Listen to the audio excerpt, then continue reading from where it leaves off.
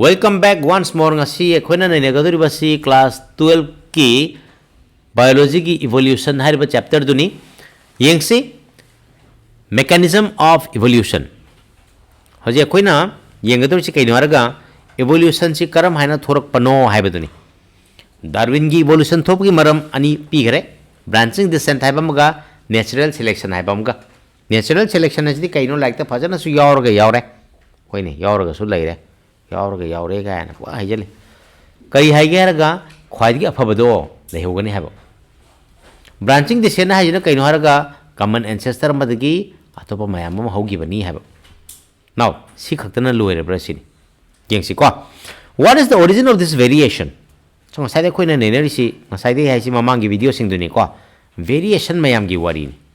sigi variation je kadai di lakpano amadi how does speciation occur ano species as a karam haina form to gisini even though Mendel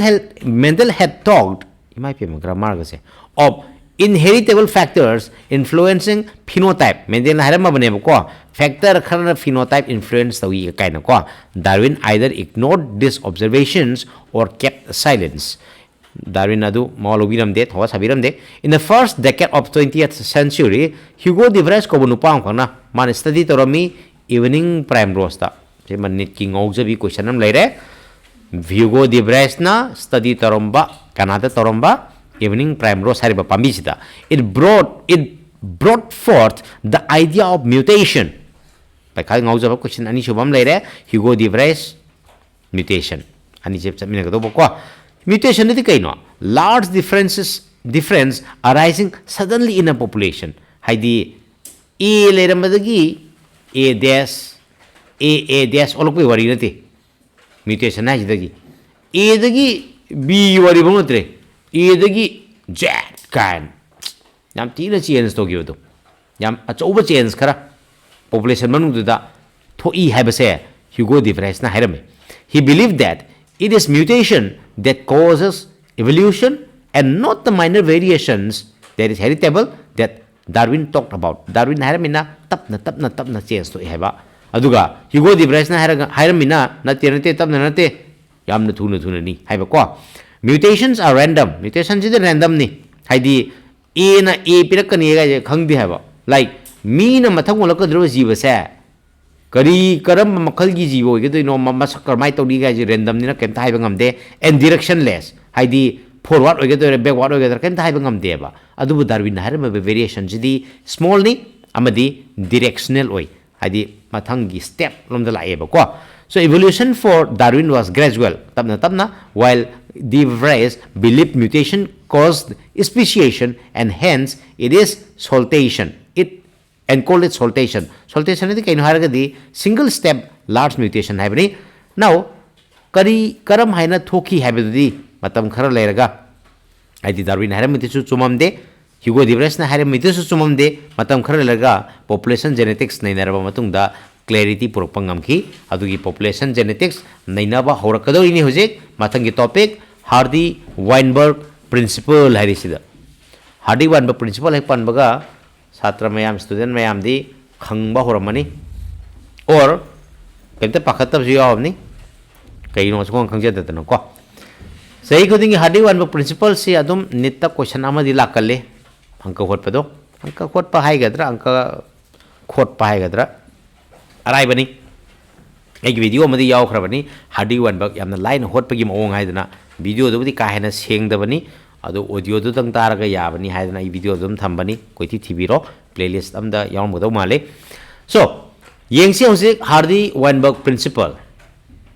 masi population genetics ki wari ni na in a given population hairani mi ka ki wari na te ko jiba loin makiri in a given population one can find out the frequency of occurrence of alleles of a gene or a locus hoima matha sare si kai hanu yam yame ko amta khale yebio Hawaii truck pambi film thare nan hingolam thare phaidomam thare do adugi phaidom do Hawaii truck awang ma mayam yawe Hawaii truck anem su mayam yawe name isi kai gino small t yawe wang isi kai gino capital T yawe khakna te da capital T small t su yawini ko adu itargadi pambi haijalasi sama horumena hoine pambi sama tharena phaidom amda aigi hawai tharak phaidom amada hawai tharak pambi sama thajari ka kaina asre lau singu wafam dage lakpado sigi pambi sama sida leidorisi sigi elili capital T si kayano sigi small t elili si kayano haido puthok toini haba tawdoi wari si pambi duda capital T kyam yawi small t kyam yawi habi wari dune ba ado itagadi yengo homozygous soiba party heterozygous soiba party loina mak yaw godoi ni na angka masam khak darkar le rakane ba ko this frequency is supposed to remain fixed and even remain the same through generations hardi ko ba mathematician amaga wenbak ko mathematician amaga makoi ani na puthomi principle ama and it stated okay, Hardy Weinberg principle stated it using algebraic equations. Algebra equation nama sijin narga puthong do ini. Yang si sigi principles the kari hai harga elili ki frequency, elili ki occurrence hai bani ko. Kaya yamne yawbagi hai bado in a population are stable. Kaya ina nati yang biyo entire population sida capital T ke small t ke se pula punjal ladi kya yarum gadagi hai taraga di obviously 100% yawta. Height ki jin nahi na bani na capital T ke small t ke na taba topa height ki jin lai bro laite dana aduna takodi capital T plus small t is equal to 1 is unity hai do at the same time capital T plus capital T small t jisu 100% hoita ba angang na ibadi udre ko 100% hoita ba khana ri di height ki jin khaktani sheet shape ki khana ba yai mi da su khana ba yai any other jiva singda any character khana ba ya bani na capital T small t khak lau taragadi confuse chatpa tare haidana hardi ga Weinberg kana let haraga symbol khara sinai ba ko noi chu tamai dana ko let a b da ka kaina let b b da ga tam ko do adui type ta aduni pai kham da question hangi ko what is haraga photosynthesis kana ko adan kaya mai banu pam chazna let a be the photosynthesis full stop a is photosynthesis harame o zadana nuksina zero dum piri edo so man bhairame p is the dominant allele na koi ga sai example the capital T hai do q is the recessive allele ma harame ji sine small t hai do so sometimes like the p is small p na harap kasu yai q is small q harap kasu yai hiding by jano chamane p boira ba dominant allele ni q boira ba recessive allele ni yare ko adu itagadi p plus q is equal to 1 tata ba to aina sida capital e sar ka da small dei no noi ngo na ba te noi anima khanghoro hai bani ko chamane na adu itagadi fare dominant allele kai no khange recessive allele kai no khange adu itagadi homozygous dominant over genotype haide akhoi nga sai example du da capital T haido adui do p square is in a p ni b square se kai tare obviously homozygous adum ibi rage homozygous dominant genotype q square is di kai tare ni homozygous recessive genotype adi hojek heterozygous party khara leitra capital T small t sidi p q na hai de formula chida mina pema formula ni ko khoina hai pa sadron thokpa yaroi ko kari gi hai no ga yam tawbiro no ada chala hangoro ga hairani ada di anima lei gidre ko PQ hai sigi mamang no always twice na pirameba sina kai ni haba heterozygous hoiba genotype doita ga diha p square plus twice pq plus q square is equal to 100%. Si formula mari sigi symbol mari se kaino kan kham giro aduga sige formula ani si palagani various type of angka hot ka doido hana para se takisi para se tak kolor matung da angka karamaina hot kani habadu naina si hojik ai para maka chathajarake chathadringai da video sing atang post oraga aina hojita ikriba sigi symbol sing che sinjan bihau maramdi ai yam thu na muthat khargani ai amuka hanjarake. This principle says that allele frequencies in a population are stable and is constant from generation to generation. Haidi allele frequency hai taragdinga sagi p q hai duni ko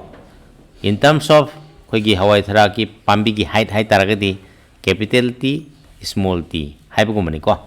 sigum sing se stable oragale constant oragale hai bi wani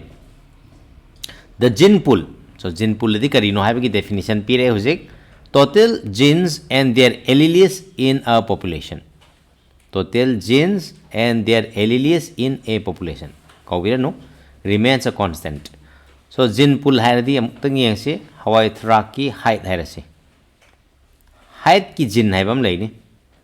height ki gene gi mawong ani lai capital T small t. So these are the alleles of this gene aduni ko total genes and their alleles and hai se it remains a constant. Masi wa khona kai ko geraga genetic equilibrium ko sam harabada Hardy-Weinberg equilibrium principle na kari hai ge harga mafam amada legidoriba population du da legidoriba gene pool se constant oi haiba yam sangmandra in hai do adugi mota kari hai ge harga genetic equilibrium lay harga loire adum kaino genetic equilibrium lay bhai dia. So population amada genetic equilibrium lay ge hai taragati ke haino harga gene pool si constant oi have ne ko mathang da kari hai sum total of all the allelic frequencies is. So allelic frequency mayam gi pulap punsan ba sum total si kari no harga ahan bata individual frequencies for example can be named p q. So my location be in a diploid p and q represent the frequency of allele capital A and allele capital B. Kaino he kai de capital B no allele small a uka naam kya tha. In a diploid p and q represent the frequency of allele capital A and allele small a. Haidi dominant khaiduna p ena lawre recessive singduna q ne haidana lawre habi wani ko. The frequency of capital A individuals in a population is simply asaina hai baduni p square hai sini. Aduga this is simply stated in another ways kariye the probability that an allele capital A with a frequency of small p appear on both the chromosome of a diploid individual is simply the product of the probabilities hoi ma tare adum kaba kaba pasan bigro meaning hal lai roge. Similarly small a su q square ore aduka capital A small a gina twice p q ore si parikha diam hangali samna harabada capital A asina p square homozygous dominant haiduni ko homozygous recessive kina q square heterozygous kina mayam se p q haraga dum inner di soire ko mamang da 2 happy ob ko hence silere ko masi ba khona binomial expansion of p plus q whole square gi binomial expansion oidana ankai ba mi di lai khangamani when frequency measured differs from expected values. Sigi frequency se akona hotla frequency se karigumba expected oiba value dagi khitang khak na thai gitarawa adu ita gadi the difference haidi direction do indicates the extent of evolutionary sense haidi somna kanunda shift tawkibra somna kanunda shift tawkibra haibi warim kharlai ai matang charakan palake hojiki de makha yengsi disturbance in genetic equilibrium asa equilibrium du leitri hai neba or Hardy-Weinberg equilibrium asa genetic equilibrium sini ko akon Hardy-Weinberg equilibrium hai cha kaino Hardy-Weinberg equilibrium natrana genetic equilibrium hai dia change of frequency of alleles in a population have would then be interpreted as resulting in evolution. So Hardy-Weinberg equilibrium da karigumba kitang kak change lai taraba adu itaragadi adu gi kitang change to pawa koi evolution thokli ba ni haidana lawga ni haibe wani simply put Hardy one bag equilibrium principle ki kana basi kai no haraga akoi na piri ba formula se sum taragdi moi hani ko evolution thok tre akoi na piri ba formula se channa ba ya da taraba adoi taragdi evolution tho e haine ba karamba direction tho e karamba direction da tho e haidu di either sigi value ji wang khata di sigi individual mem yamakani sigi value ji yamak taragadi sigi value rom da aidi si value da wang taragadi sigi individual yamakani adumai tawdana so masigi equilibrium se factor mangana effect toy masi paikhai ngaujabi question ni 5 mark ta su yam hangale council ki board ki pekha da aduga NEET ta su maruiba question oi student mayam yamna ngaugan ba concept khara yauri kenta ngaugi runu ai amam to ina hajarake 5 factors are known to affect Hardy Weinberg equilibrium. Hardy Weinberg equilibrium se factor mangan effect away. Number 1, isan biho larikta gene migration or gene flow. Video si yeng matamda larik yaw dabi yeng taragadi koi isai nongmai gi type ta film gi type ta wakal da khallaga ningsang ngo su yaroi ko aduna larik yawraga yeng bigado ni video se. Number 2 the genetic drift. Number 3 the mutation.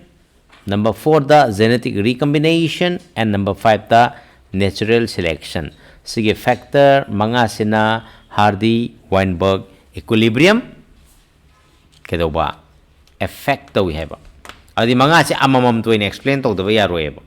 Ahambada kaheba gene migration or gene flow have. Ani shubada video mapanda thokre. Kitang singak pa yabra yenge lau ni henang bo kitang singong hi rom sakrage ni singwa ka yadre da pare makhada ijarage yaramani ani shubada genetic drift haiba ahum shubada mutation haiba mari shubada genetic recombination haiba aduga manga suben aroibada natural selection have. Hariba factor manga sina matau karamna Hardy Weinberg equilibrium principle si effect tawbage haibadu ka hena like the pide. Like the pide sidi manga si karino haibagi discussion do khatani manga si karino haibagi explanation do khatani ana like the yabudu dang oina khangbiyu atop extra oina khangna hona birurano yengsi. When migration of a section of population to another place and population occurs, meaning kanga mani ko, gene migration kaino explain to raini, amta kalune, swai mafam sid leramba jiba kara atopa mafam da hongre. Do it target the way gene frequencies change in the original as well as in the new population. Example si yenga si, swai sid lerame, mi dekte example piye no aitre, swai sid lerame, hui kara, karam hui. Local hui. Yare ko local hui le ramba mafam sida local dog le ramba mafam sida koina foreign breed khara pusali eba ado idi aini ye ba diagram si ero si kitang hongto ke ko foreign breed khara local dog mayam le ramba jaga sida pusali eba audi hana foreign breed mayam le ramba jaga da su jin khara chat khare hana local dog ngata le ramba jaga sida su foreign breed lak le adoi tagadi obviously genetic pool da gene gi frequency da change khara laita bani keno adri ko sida hairi se new genes or alleles are added to the new population and these are lost from the old population. There would be a gene flow. So gene flow di if this gene migration happens multiple times. Gene flow di gene migration mayam ama thokpa taragadi jindo pulap flow toksalakpa yai haibagi wari che local doctor leramba character gene sing mangsalakpa yai kari ye mayam yam saluk taragadi foreign breed madune khoina gene flow haisina gene migration mayam lerakanda I repeat gene migration mayam lerakanda gene flow thoi haiba yare ko sina khoina atamna na huidu pusalakpa gi wari ni noma khanghaudana foreign breed ama akoi lekai de sangi akoi lekai sida koi local hui ngata lebe lekai ne buko sida foreign breed am sanghele kai no khangdi mapu khangda hui ta hobane da ya ro chelak pa jani ko if the same change occurs by chance, by chance thokpaneba dudi thohaningdana thokpana tab nature na thon bai tare hoine nature da taina gera mada taina gera ko madubuna khoina kai ko geraga genetic drift na kawe. So what is genetic drift? Gene migration by chance se khoina genetic drift na kawe ba. Sometimes the change in allele frequency is so different in the new sample of population that they become a different species. Anta kalune. Sometimes the change say yamna different or pa aduga ano species pura same gi su yai have one. See example hai si local dog akhoi gi lekai le si amu banga tane akhoi lekai da hui yangu bombu leite adu no ma hui yangu bom ko dai dinu lai ne aduga ti mathang macha polokpada hui yangu du la bane ha ji akhoi lekai da leiba local breed amu ba mayam sin macha polak kan mathang macha polok matam da angu ba ba color du yaura adu ne ba macha da yaraba amai to dana sum sahiyam salak taragadi kanana khangni anuba species ka kan laki ba yai habagi wani ko sum. So the original drifted population becomes founders and the effect is called founder effect. Si matang sida aina explain to ba koi hui gi matang si kitang amuk modify to sake yeng view si akhoi lekai thaina mamangai leramba lekai ni koi si hairasi nauna mafam amda pulap chatlaga leirure singam de koina khunda salure hairasi amai tawduna kanamta leramdaba karimta leramdaba jaga amda koina noba thungjaluraga akoi gi jindu pulap hapsaluram natro. We have become the founder haibe wani da founder of a khun, founder of a community, founder of yare hai whatever adunia koina founder effect haise genetic pool da pura change ni thokadoi yare ko.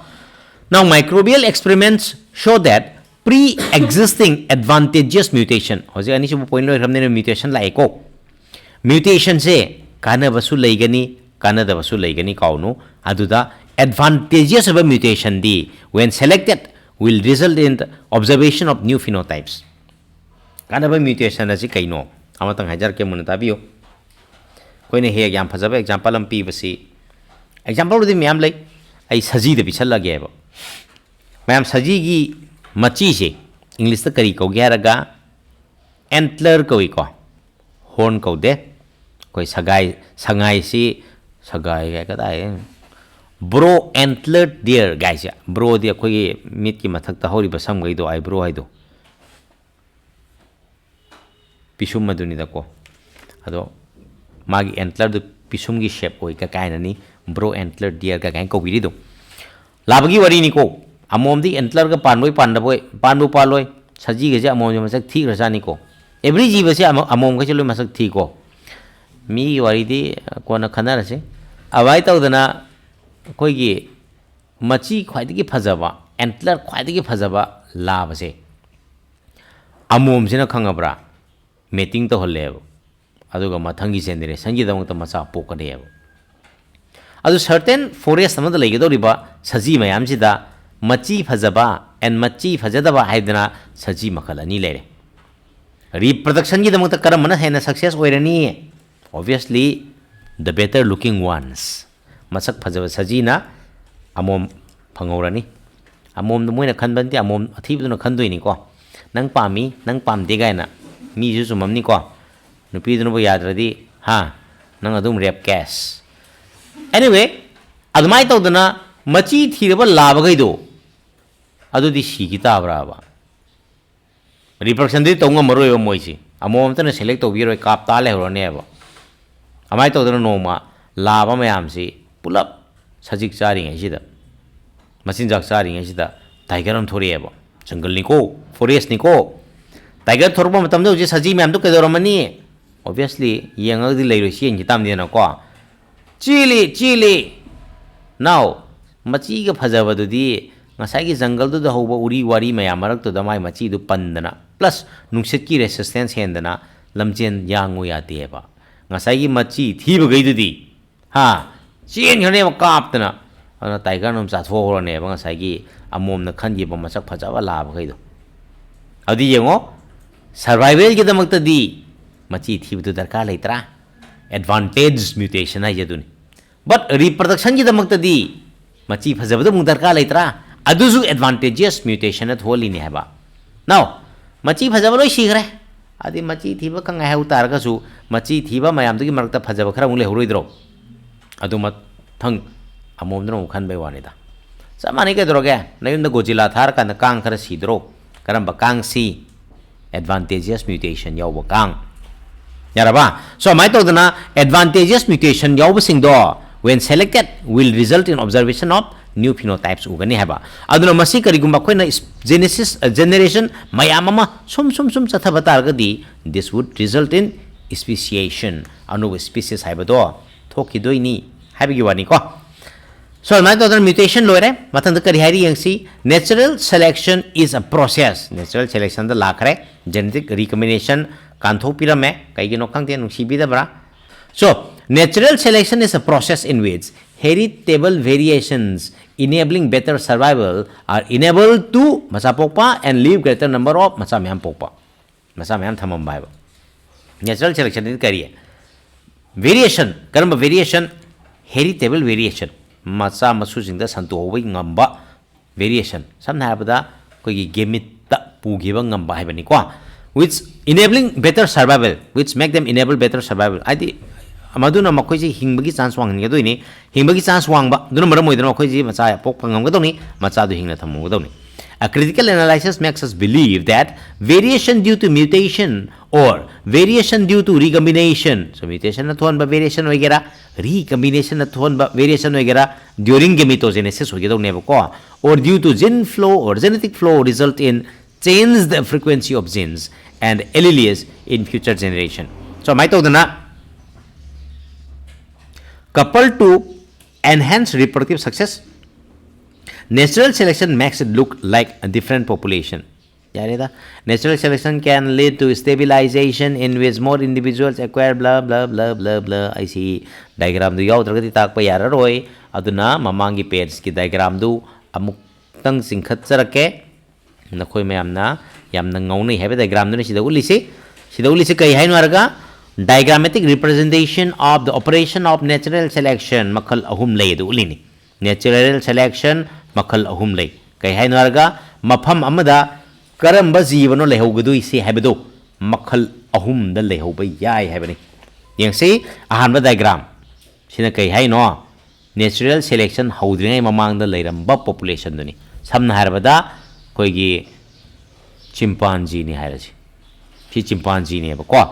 number of individuals with phenotypes favored by natural selection karamba phenotype medium sized individuals are favored kauno prithvi da leiriba jiba sing se makal ahum lei haina koina sid loksan gani makal ahum karam makal ai jarake munatabi ho ko ahan bada small sized ani subada medium sized ahum subada large size arage ko now size arage noi wakalda achouba macha khak oina uramni body chawbu khotpa or wang khotpa adu khaki wanati tilhou da lower sine tilhou chawba pipai wari nate basidi yaraba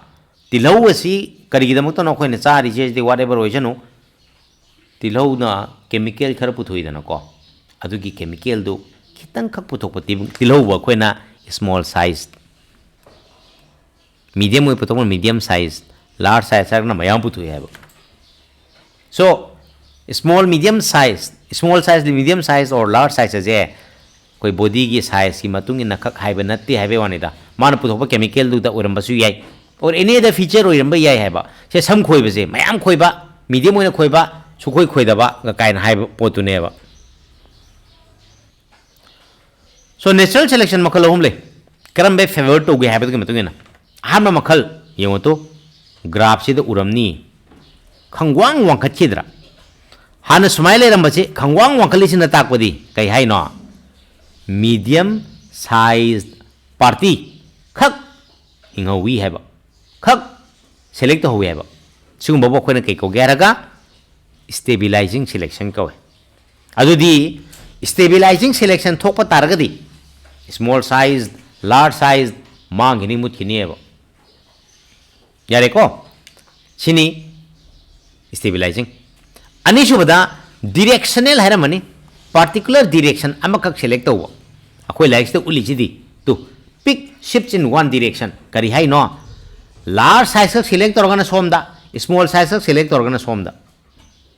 होय ने उलिबा diagram जिबुदी large size select तौबगी diagram ने बा जनता बिदी को सिने खोना पार्टिकुलर डायरेक्शन अमद खक सेलेक्ट तौ भाइजे अदि ग्रुप क्या नो मांग खिदोय से लार्ज सेलेक्ट तौ तार अनि मांग दोय नत्रो स्मॉल सेलेक्ट तौ तार अनि मांग दोय नत्रो ngसाइगी अहान मगी डायरेक्शनल दसु सॉरी अहान मगी स्टेबिलाइजिंग दसु अनि मांगी मथंगी डायरेक्शनल दसु अनि मांगी अहुम सिदी कई को गे हरगा डिसरप्टिव कवे सिदना average size party medium size party मांगी दोय अदुगा कना सेलेक्ट तौ दोयबा either the small size or the large size select tौ दोयबा सुमाय तौदना नेचुरल सिलेक्शन मखल अहुम लई हाइबदो सिगी ngसाइना ब्ला ब्ला तौगिबदो अदुदा सुम ताकलपै वानिदा अदु पाबदा इराइलादा खंबिरनी आई मथंगी वीडियो दा a brief account of evolution हाइबसी नैनजरके मरकसिदा आइगी चैनल से यंगबिरिबा नुसीबिरबा इमाई पेमा मयामदो चैनल से लोई नुसीदनबदी यंगबिरिनेबुको सब्सक्राइब तौदबी यंगबिबिसु याम यावबी अदो सब्सक्राइब तौबदा आइओ नाद्रगदी सब्सक्राइब तौसनबिबा कैसु काइदेना खले that's it for today bye bye